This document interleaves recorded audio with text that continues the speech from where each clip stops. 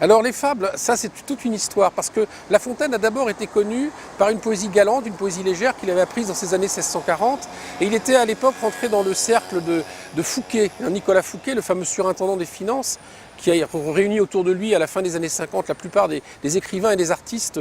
qui seront d'ailleurs quelques années plus tard au service de Louis XIV. Et la grande fête de Vaux-le-Vicomte, qui a lieu en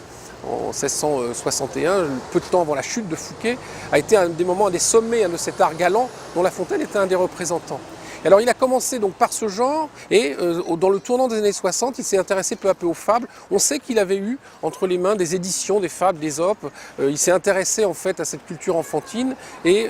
il a eu envie en quelque sorte de versifier sur des œuvres en prose qui étaient très simples dans leur forme originale pour les orner par la poésie. Pour lui, il appelle ça la gaieté et son souci était justement de faire des ouvrages à la fois pédagogiques et amusants dans la tradition galante, mais avec l'ambition de faire aussi œuvre de moraliste, étant donné que les fables sont des fables morales.